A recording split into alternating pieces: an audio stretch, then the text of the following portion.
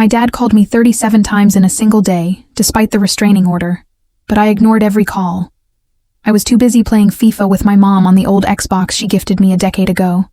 I was absorbed in a game of FIFA with my mother on the Xbox she had given me a decade prior. As a child, I always believed my parents would remain together. After all, they seemed to embody a loving relationship in every way. Yet each day, my father would erupt in anger at my mother over minor things, and every night, she would cry herself to sleep.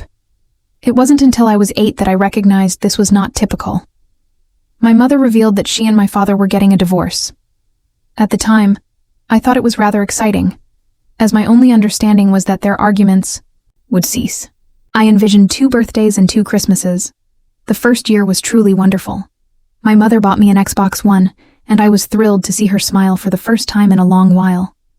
So, when I arrived at my father's house, I anticipated something equally impressive, if not more so. However, he didn't give me anything. I wasn't a spoiled child, so I didn't mind, spending December 26th engrossed in FIFA on my new Xbox, with Avicii's The Nights playing in the background, those lovely old days. But midway through, my father stormed into the living room and disconnected everything. "Your mother is a disgrace for buying you everything," he declared. "You're too young to grasp it, but it implies she doesn't truly care about you." He was right. I didn't comprehend any of it, but I did know one thing. I wanted to keep my father content. So, I simply nodded, and we spent the remainder of the day watching vintage NBA games from the 1980s together. The next morning, when he was scheduled to drop me off at my mother's, he was still asleep on the couch, clutching a beer bottle. I nudged him awake, and as soon as his eyes opened, he burst into tears. "Son, your mother is trying to separate us. It breaks my heart when you're not here. Please don't leave." As I gazed into his tear-filled eyes, I found it impossible to refuse him. I simply nodded and embraced him as tightly as I could. My father spent the following few days arranging for me to attend a school in his area and encouraging me to sever ties with my mother. I was already experiencing bullying at the school near my mother's house, so it seemed like a straightforward decision. But a week later, as New Year's Eve approached, I recalled how delighted my mother had been to take me to a local homemade ice cream shop. She was finally going to let me stay awake until midnight, and agreed to watch the ball drop in Times Square on TV with me. So, I asked my father if I could use his phone to call my mother. He then reached into his pocket and produced his long black necklace, which had a broken heart pendant. "This is how I feel when your mother tries to keep us apart. You're safe with me. Don't spoil it." He then placed the necklace around my neck, as if it were my key to his home. I concealed my sorrow behind forced smiles and laughter, not wanting my father to believe he wasn't enough for me. I began to resent every child I saw walking with their mother, because they seemed oblivious to their good fortune. If I was disheartened by a poor grade or fell in the park, I longed for my mother to hug me and reassure me that everything would be all right. Looking back, I never truly recovered from the pain. I simply allowed my heart to harden.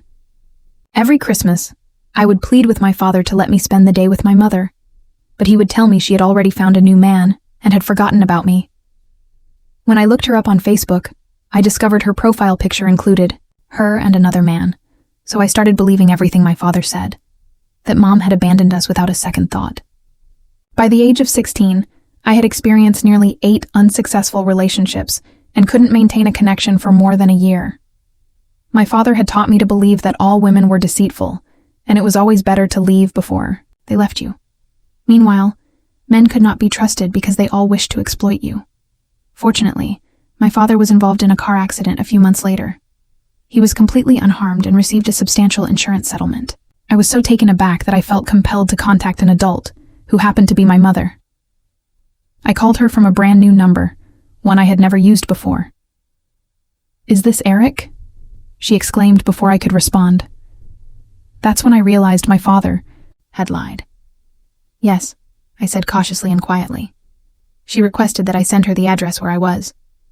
It was a 30-minute drive, but she arrived at the hospital's waiting room in 20. As soon as she saw me, she embraced me so tightly that I felt she would never let go. I didn't hug her back, simply keeping my arms by my sides. "Mom, how could you have moved on so quickly?" I questioned, my voice trembling. Her face fell completely. "Son, I've been fighting for custody ever since Christmas, when I last saw you." She then burst into tears and apologized for missing all of my life's milestones. I knew from the look in her eyes that she was telling the truth, so I hugged her back. But when I did, a tremendous anger washed over me. My father had ruined my childhood in the service of his own ego. After the hospital reunion, I began secretly visiting my mother every Sunday. I told my father that I had joined the robotics club at school. He didn't question it because he was too busy drinking and watching sports. My mother's apartment was smaller than I remembered. She now lived in a one-bedroom apartment with fading yellow walls and a kitchen so small that only 2 people could fit in it. Yet, it felt more like home than my father's house ever had. She would make me grilled cheese sandwiches with diagonal cuts, precisely the way I enjoyed them as a child, and we would make up for 8 years of lost time. I learned that she never remarried. That man in her Facebook photo was her brother, who helped her through the divorce. My father had twisted everything. One Sunday, she showed me a box filled with letters she had sent me throughout the years. Birthday cards, Christmas cards, and even random Tuesday cards that simply stated she loved me. All returned to the sender because my father had moved us, 3 times without informing her. The envelopes were yellowed with age. Some were still sealed, while others had been torn apart by the postal service. I slipped a handful into my backpack to read later, a big mistake. When I returned home that night, my father was waiting for me. He held one of the cards, his face flushed and his hand shaking. I told him it came from a girl at school. He chuckled and threw the card at my face. Then he grabbed my backpack and emptied everything out. More cards scattered across the floor. He kicked them around and informed me that I was grounded indefinitely. No more robotics club, nothing. I expected him to calm down after a few days, but instead, he grew worse. He began picking me up from school himself. He would arrive 30 minutes early and just sit in the parking lot, his old pickup truck idling loudly, while other parents gave him strange looks. Teachers began inquiring if everything was all right at home. I agreed, because what else could I say? My father installed new locks on all of the windows. He claimed it was for security, but I knew otherwise. 3 weeks into being grounded, I noticed something strange in my backpack, a small black device placed inside the inner pocket. I looked it up on a school computer during lunch. It was an AirTag. My own father was tracking me. I left it in my locker and went to a payphone near the gym. I called and told my mother everything. She told me to be careful and that she would figure it out. The following day at school, I discovered a message in my locker. My mother had spoken with the janitor, Willie, whom she knew from years before. He agreed to exchange communications between us. It wasn't much, but it was something. For 2 months, that's how we communicated. Little notes about nothing major, just her saying she loved me and me telling her I was fine. Willie would put them in my locker during the 3rd period, when the hallways were empty. Then one night, my father returned home drunker than usual. He stumbled into my room and sat down on my bed. His breath smelled of whiskey and cigarettes. He began talking about how he knew everything. Willie had been seen talking to me more frequently than usual, how other staff noted that I had been taking notes, how he knew I was going to leave him just like my mother had. I disputed everything, but he simply chuckled. Then he uttered something that made my blood run cold. He threatened that if I tried to contact my mother again, he'd make sure she regretted it. His eyes were unfocused, but his menace was unmistakable despite his inebriation. The manner he said it, slow and deliberate, convinced me of its veracity. The next morning, I discovered my bedroom door had been removed.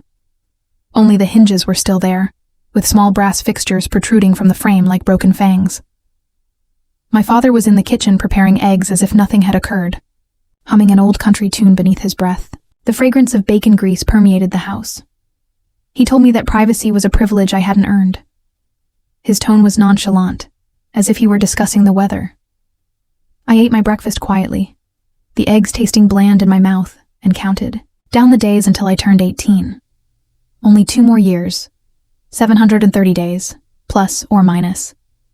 At school, I avoided Willie entirely. I took the long route to English class, slipping through the science wing, even though it made me late. I couldn't risk putting him into trouble. However, around lunch, while Searching through my locker for my chemistry textbook, I discovered another message nestled between my folders.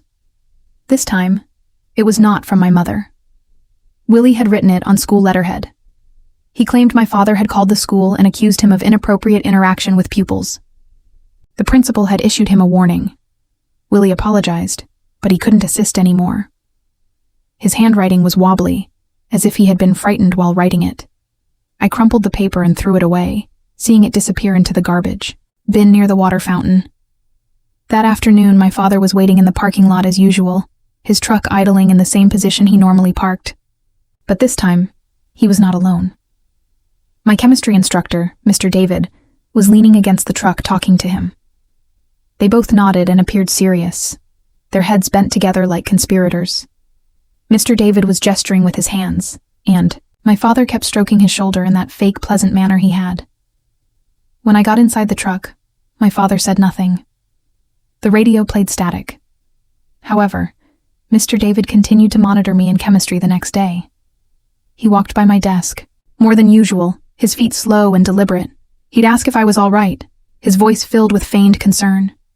Other kids began to notice too. They'd exchange glances when he passed by my station during lab work. By the end of the week, all of my teachers were acting strangely.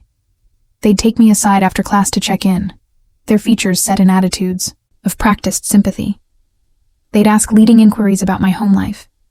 They'd advise I speak with the school counselor, handing her business card over their desks. I later discovered that my father had emailed them all using his work account, making it appear official. He informed them that I was going through a difficult time following my mother's abandonment, that I was making up stories about her attempting to contact me, and that I required further supervision to keep me from spiraling. He played the concerned single father wonderfully, maybe even including a statement about how difficult it was to raise a teenager alone. I attempted to keep my head down, but the harm was already done. Kids began avoiding me in the hallways, moving aside when I walked by. They'd heard from their parents, who'd heard from teachers, that I was disturbed, a liar who made up stories for attention, and that I had contagious issues, as if mental illness could be contracted. My few remaining friends gradually drifted away, finding reasons why they couldn't hang out. Even Casey, my lab companion, requested that we switch seats. She claimed it wasn't personal, but she wouldn't look me in the eyes. I ate lunch alone in the library, pretending to study while surrounded by dusty books and the faint hum of fluorescent lights. One day, I decided to try something. I left the AirTag in my backpack and took an alternative route home. Instead of turning right at the stop sign, I turned left instead. I strolled to the public library, passing by both familiar and unknown houses. I needed to use their computers to research something vital. The library was virtually empty, with only a few elderly individuals reading newspapers and a mother with 2 toddlers in the children's area. I found what I was seeking for quickly: old court paperwork from my parents' divorce. They were public records accessible to anyone who knew where to look. What I read made me ill. My mother had sought joint custody. She had never given up. She'd attended hundreds of court hearings, each carefully documented, and filed motions, with increasing desperation. All the time, my father had informed me that my mother had abandoned us and had departed without looking back. I printed off a few sheets and shoved them into my jacket while the paper was still warm from the printer. When I arrived home, my father was pacing around the living room like a trapped animal. The TV was turned on but muted, creating flickering shadows on the walls. He seized my shoulders and shook me so hard that my teeth rattled. He demanded to know where I'd gone, spit pouring from his mouth. The AirTag located me at the library. I fabricated a scenario about a group effort, possibly about the Revolutionary War. He did not believe me. His hands were harsh as he looked through my backpack, pockets, and shoes. He didn't discover the documents because I had placed them in the neighbor's mailbox on the way in, concealed behind their water bill. That night, he changed his Wi-Fi password. He told me I didn't need an internet connection anymore since it was filling my head with lies. He also stole my phone, sliding it into his pocket with a satisfied smile. He said I might have it back if I learned to be trustworthy. I lay in my doorless chamber, staring at the ceiling and counting the cracks in the plaster. 2 more years seemed like a lifetime. I could hear him below, The TV volume was turned up high enough to shake the floor. My 17th birthday was coming up in 3 weeks. I knew my mother would try to reach me somehow. She'd never missed a birthday, even when we were separated. A week before, I noticed a parcel in our mailbox addressed to me. It was wrapped in brown paper with my name written in her neat handwriting. However, when I returned home from school, it was gone. I discovered the cardboard box in the kitchen trash, torn to bits as if he had attacked it with his bare hands. Whatever had been within was gone. My father didn't address it. He merely made spaghetti for dinner and pretended everything was fine, even humming as he mixed the sauce. That night, I crept downstairs after he'd passed out on the couch, his snores echoing throughout the house. I discovered the remainder of the package in the outside rubbish can, buried beneath coffee grounds and eggshells. It was a shoebox full of birthday cards, one for each year I had missed. Each one was meticulously dated and signed in her handwriting. Some had photographs slipped within. Photos of my mother at my old school's Christmas concert, standing in the back with other parents. Photos of her at the park where I used to play soccer, observing from her car with the windows down. She had been there all along, like a ghost in my peripheral vision. I'd simply never seen her. I couldn't bring the cards inside, so I read them, under the streetlight, moths circling overhead. Each one filled me with fury, not at her, but with him, at the man asleep on the couch, who had stolen 8 years of my life through his falsehoods. I wanted to confront him, but I knew better. Violence lurked just beneath his skin, waiting to surface. Instead, I photographed the cards with an old digital camera I discovered in the garage, half buried in Christmas decorations. I needed evidence that could not be deleted or refuted. I returned the cards to the trash and went to bed, my hands still smelling like garbage, but I couldn't sleep. I kept thinking about all the lies, all the manipulation, and all the years I'd spent hating my mother for nothing she'd done. The next morning, my father was burning something in the kitchen sink. The birthday cards were turned to ashes and smoke. The stench permeated the kitchen. He looked me straight in the eyes as he did it, his face expressionless. He said, "If I ever mentioned my mom again, I'd be on the next bus to military school." He had brochures on the counter, glossy photos of stern-faced boys in uniforms, places in different states with names like Discipline Academy and Respect Ranch, places that promised to fix troubled teens through hard work and strict rules. When he departed for work, I took shots of the ashes with the camera's timer and concealed them behind the toaster. The kitchen still smelled of burning. Then I tried something risky. I walked to the gas station's payphone and called my mother. The receiver was sticky and smelled like cigarettes. I told her about the cards, the threats, and everything else in a rush. She was silent for a long time, so long that I assumed the phone had dropped. Then she instructed me to go to school the next day and wait by the gym after the final session. She had something for me. Her speech sounded cautious, as if she was scared someone was listening. I almost didn't go. Part of me suspected it was a trap, that my father would know, as he usually did. But I went regardless. My mother was there in her ancient Honda, parked, across the street beneath a tree. She seemed older than I remembered, with fresh creases around her eyes. She didn't get out. She simply rolled down the window and handed me a bag of gum. I must have appeared perplexed, because she whispered to check inside later. Then she drove off, going around the corner.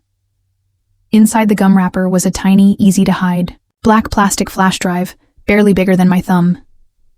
That night, I waited until my father was well into his third beer before sneaking to the computer. The password had been changed, but I'd seen him type it before, his huge fingers seeking and pecking his birthday backwards, very inventive. The flash drive had dozens of papers, including court filings, lawyer correspondence, and custody agreements, all of which demonstrated that my mother never gave up, that my father had routinely disobeyed court orders, that he had lied to judges and social workers to hinder me from seeing her. To ensure safety, I moved everything to a hidden folder and wiped the browser history twice. I couldn't stop myself from doing it again at dinner the next day. The words spilled out before I could stop them. I asked my father why he lied about Mom abandoning us. A chunk of meatloaf balanced on the tines of his fork, which had halted halfway to his mouth. He put it down slowly, the metal clicking against the plate. He asked me what I was talking about. His voice was dangerously quiet. I told him the truth. I had seen the court paperwork and knew she had battled for me every step of the way. In seconds, his countenance changed from perplexed to furious, with red crawling up from his collar.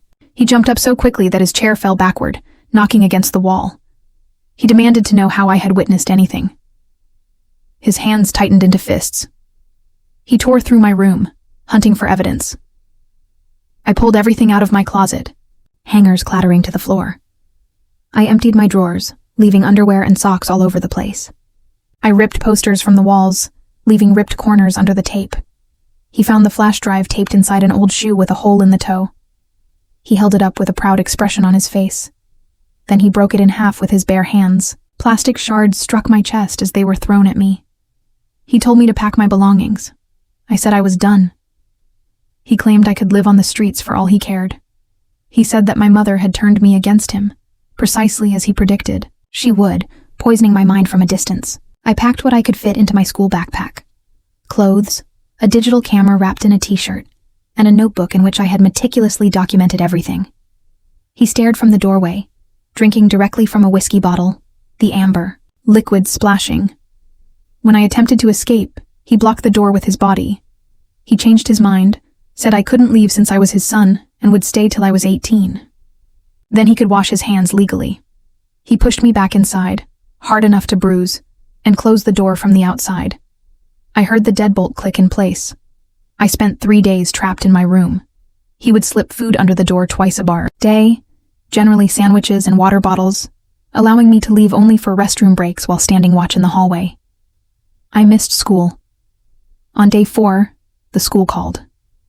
I heard him on the phone again, playing concerned father, his voice taking on that phony worry tone as he told them I was sick with the flu, saying I'd be back on Monday. But Monday came and went. He called again, said I had mono now. He bought himself another week. I could hear him pacing while he spoke, his footsteps heavy on the floor below. By Wednesday, I was going insane. The walls felt as if they were closing. In more, I attempted to shatter the window, but he had put bars over the weekend, heavy metal that would not budge. He must have done it from the outside while I was locked in, probably borrowed a ladder from the garage. I screamed for assistance, but the neighbors were too far away. Our house was set back from the street. Then I recalled something. The heat vent. It was connected to the basement via a network of ducts. I used a butter knife from one of my lunch trays to unscrew the grate.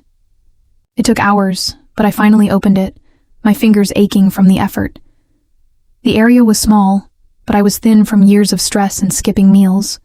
I pushed through inch by inch, eventually dropping into the basement and landed hard on the concrete floor.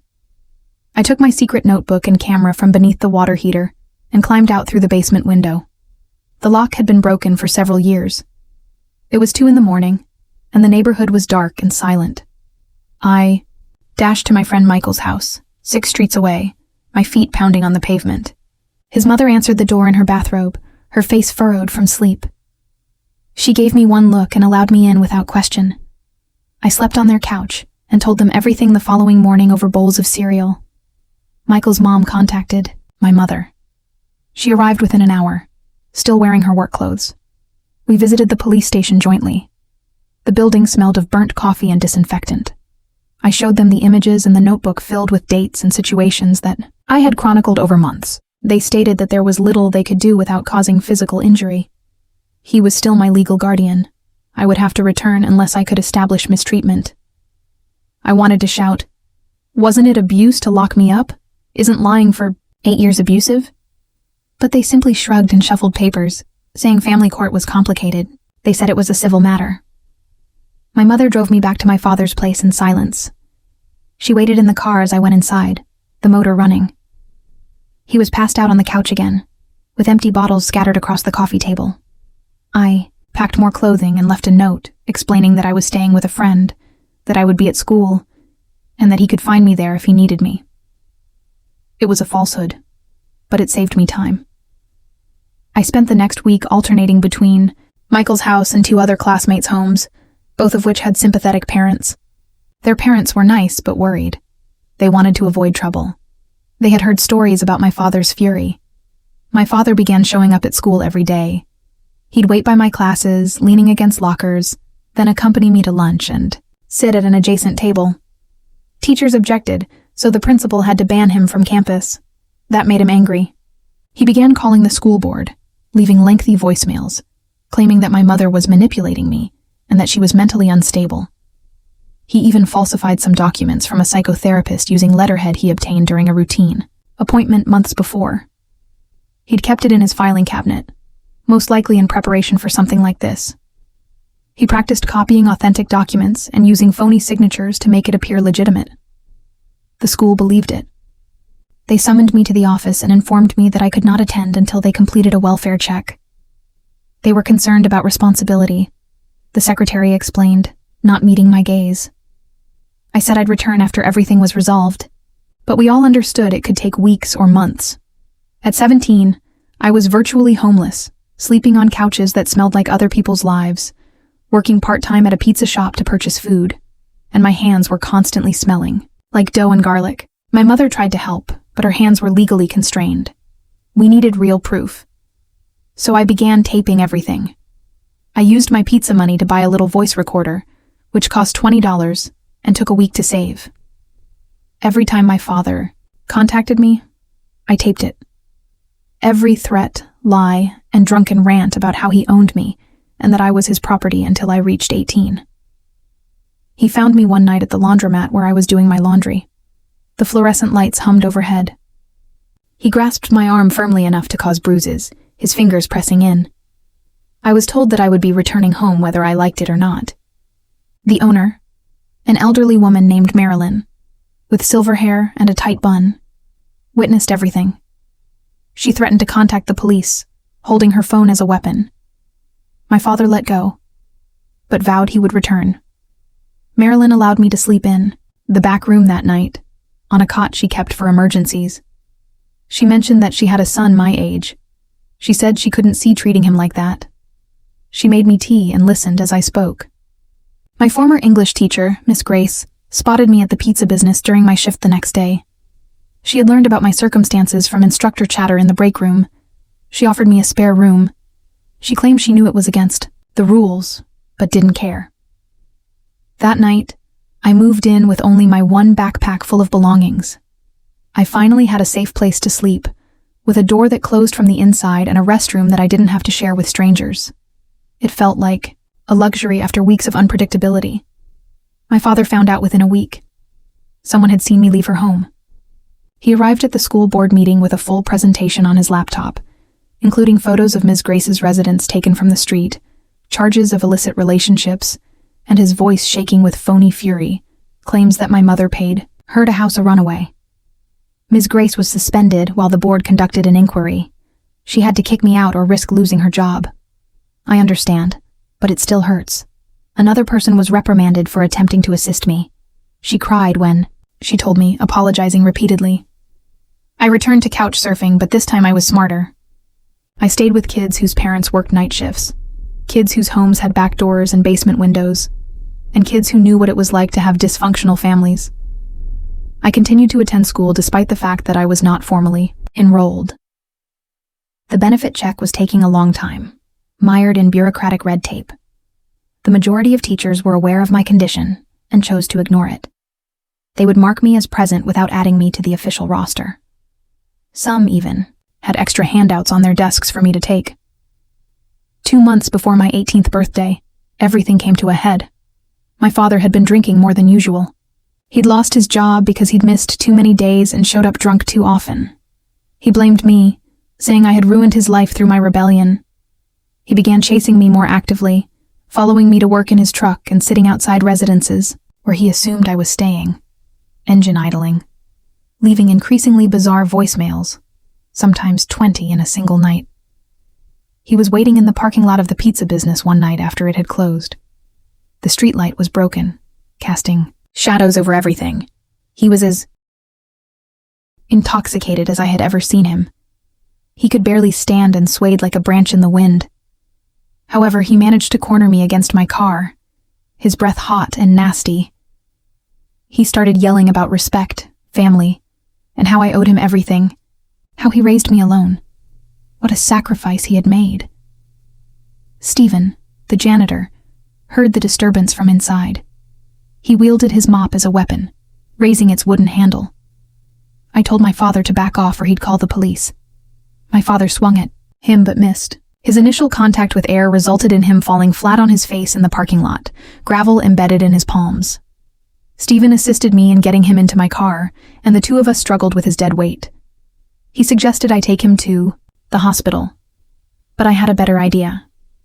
Instead, I drove him to the police station, his head resting against the window. I told them he was hammered and had attempted to assault someone. They kept him in the drunk tank overnight. I visited his residence while he was locked up. I used my old key, which he didn't know I had duplicated. We gathered more proof. I found letters from lawyers my mother had employed throughout the years, all of which had been rejected or disregarded. I found written emails in which he boasted to his buddies about keeping me away from her, calling her insane and unstable. I found a journal in which he recounted his plans to turn me against her, written in his cramped handwriting. I photographed everything, page by page. The next morning, I met my mother at the courthouse. The building was old and smelled like floor wax. We applied for a restraining order. I showed them the bruise images, purple and yellow on my arm, the audio of his slurred threats, and the witness accounts from Stephen, Marilyn, and Willie. The judge issued a provisional order. My father couldn't get within 500 feet of me. It was only paper, but it felt like freedom. When he got out of the drunk tank, a sheriff's deputy served him with the papers. He called me 37 times in one day. I didn't say anything, just watched the phone light up again and again. He attempted to fight the restraining order.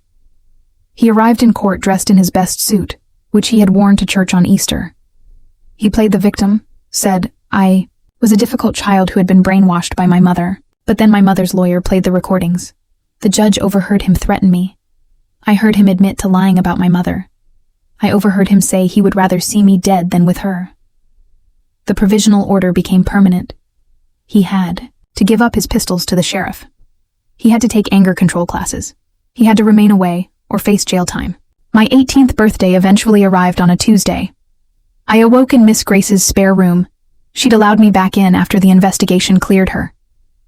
My mother was in the kitchen baking pancakes with chocolate chips, my favorite since I was 5.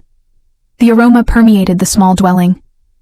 We visited the courthouse that afternoon, filed a petition to correct the custody records, recognizing that she had never given up her rights and that he had violated court orders for 8 years. It would not change history, but it would correct the record. The clerk stamped each paper with a satisfying clunk. My father attempted one last move. He filed a complaint with Child Services, said my mother was unfit. She had kidnapped me. They said I was in danger. But by then, I had a thick folder full of evidence, including images, recordings, witness accounts, and court documents. The investigator took one glance and decided to close the case, saying it was obvious who the real threat was. My father was told that filing false reports was a criminal offense. That was his last attempt to manipulate the system against us. The investigator even apologized for what I had gone through, shaking her head as she read through the documents. That Christmas, I had saved enough money at the pizza place to get my mother something special. However, this was no ordinary present. I went to Best Buy and chose an Xbox One, the same model she had bought me all those years ago. The box weighed more than I remembered. When I gave it to her on Christmas morning, she simply stared at it. Then she began crying. Not sorrowful tears, but those that occur when something comes full circle. She said she didn't need it, but I reminded her it wasn't about that. It was about her realizing that I had finally seen her. I truly saw her. All those years of fighting for me, even when I believed Mom had given up. We spent the day playing FIFA together. She was terrible at it, continued to pass to the wrong team, but she laughed the entire time, and the sound filled every empty spot in my chest. The apartment smelled of cinnamon buns and hot chocolate. We had Chinese food for dinner because neither of us wanted to cook. I ate it right from the carton while watching old movies. It was the kind of normal I'd been looking for in a decade. My father tried to contact me several more times after that. He'd used different phone numbers, most likely acquired from his drinking companions. The messages were consistently the same. He apologized. He changed. He only wanted to communicate. I never replied. I eventually changed my phone number. My mother helped me pay for a new phone plan in my own name. The first bill mailed only to me felt like a graduation. I graduated from high school 6 months late, but I finished. I walked over that stage in a cap and gown that were a little too big. My mother was in the audience taking pictures with her phone, probably hundreds of the same shots. Miss Grace was also there, and Willie, and even Marilyn from the laundromat. My father wasn't there. I'd made certain of this by having security review the list, but I kept peeking over my shoulder. Old habits. That summer, I secured a better position at a warehouse loading trucks. The money was reasonable, and they didn't ask too many questions about my poor academic record. I saved every single dime I could. My mother and I got a larger apartment together, one with 2 actual bedrooms. We painted the walls pale blue since she suggested it was peaceful. I hung posters for bands I liked. She displayed images of us from when I was younger, which I had never seen before. It turned out she had cartons of them in storage. One day, while searching through more of her storage items, I discovered all of the court records. Hundreds of pages of motions, appeals, and lawyer fees, all of which must have cost her thousands. She'd taken out loans to pay for everything. She worked double shifts in the hospital as a nurse. All the while, my father was telling me Mother had abandoned us. I wondered why she never gave up. She claimed she couldn't, said I was her child, and that was that. There was no major speech, just facts. We created new traditions. Sunday dinners were spent attempting to cook something new and typically failing miserably. She used to fall asleep midway through movie evenings. Morning coffee where we'd sit and not chat, just be in the same room. It felt uncomfortable at first. I kept waiting for the other shoe to drop, for her to go, or for my father to arrive and ruin everything. But weeks slipped into months, and nothing horrible occurred. It's just everyday life. I started community college the next fall. Nothing special, just general education classes to begin. My mother drove me to college the first day as if I were in kindergarten. I pretended to be mortified, but inwardly enjoyed it. She packed my lunch and included a letter inside. It indicated that she was proud of me. I kept the note in my wallet, until it broke apart. My father once visited the college. I was walking to my car after class and noticed him leaning against a tree. He appeared older and thinner. His hands shook slightly. He stated he only wanted to converse. He said he was in AA presently. He had a sponsor and everything. I responded, "Good for him," but I wasn't ready. Maybe I'd never be ready. He nodded, as if he understood. But I could see rage flashing in his eyes under the new somber surface. Dad is the same as always. After I reported it, security escorted him off campus. They claimed he'd been barred from the SAO property. I did not feel bad about it. He had made his decisions for years. Now I'm making mine. After that, my mother purchased me pepper spray. I never had to use it, but I kept it on my keychain nonetheless. A small black cylinder that made me feel safe. I met a girl during my English class. Her name was Madison, and she possessed a laugh that filled entire rooms. She did not flee when I informed her about my messed up family situation, just said, "Everyone has their burdens." We studied together in the library and drank coffee between classes, typical college activities that felt unusual to me. She met my mother after several months. They hit it off right away and shared embarrassing stories about me. My 21st birthday came and went without incident. My mom baked a cake from scratch. It was uneven, and the frosting was overly sugary, but it was ideal. Madison came over and we played board games until midnight. Nobody got drunk, nobody yelled, nobody cried. It was the kind of birthday I had wished for as a child. My dad had moved to another state, and I found out about it on Facebook. Some cousin wrote about it. He said he was working construction in Arizona, living in a trailer, and presumably still drinking. But that was no longer my concern. I blocked the cousin after that. He didn't need an update on his life. I didn't want them either. My mother began dating again when I was 22. Paul is one of her book club members. He was calm, courteous, and constantly brought her flowers. I was suspicious at first. I kept a close eye on him whenever he came over. but he never raised his voice or made her weep, simply treated her as she deserved to be treated. They married 2 years later in a tiny ceremony in our backyard. I walked her down the aisle. I completed my associate's degree and transferred to a 4-year institution. I earned a degree in social work. It seemed fitting. My mother also cried at that graduation. Once again, happy tears. Paul was there snapping shots with an actual camera, as if it were the 1990s. Madison was there wearing the promise ring I had saved for her. My father wasn't there. I didn't even think about looking for him this time. I got a job at a youth shelter after graduating, working with children who reminded me of myself, those with difficult families and nowhere safe to go. I told them my story when it seemed to assist, to demonstrate to them your ability to persevere. You might break the cycle. That family was not always blood-related. My mother and I still have Sunday dinners. She is a better cook today. I invite Madison. She brings Paul, and we eat too much while laughing about nothing essential. My mother occasionally glances at me when she believes I'm not paying attention. She has this sweet expression on her face, as if she is still shocked that I am there. I get it.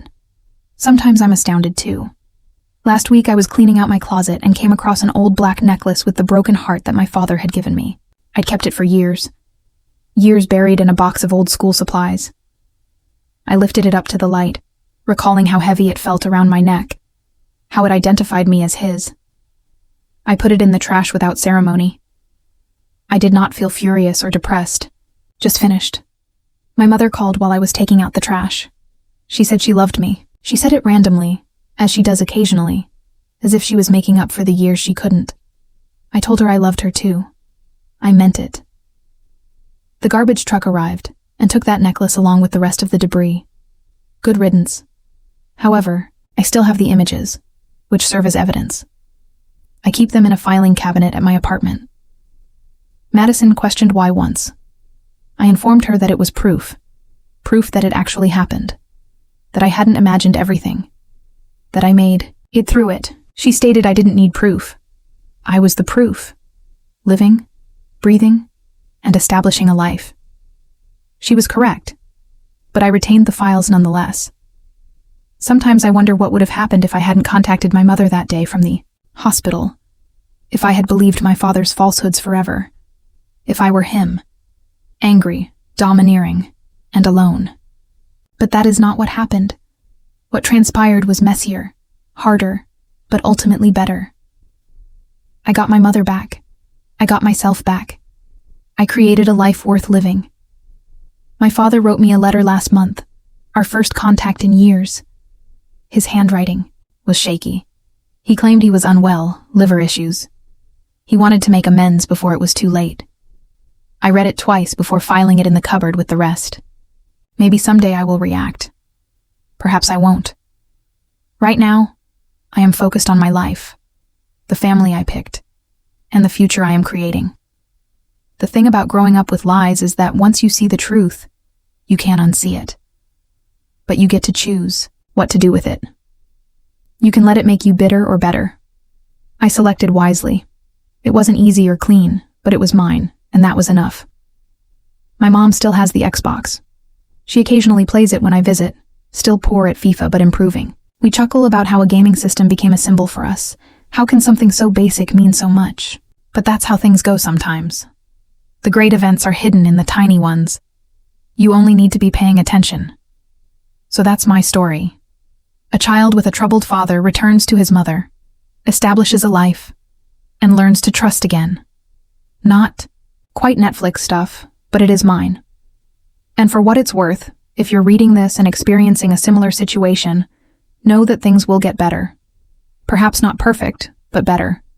And sometimes it is enough. Actually, most of the time, that is enough. It is everything.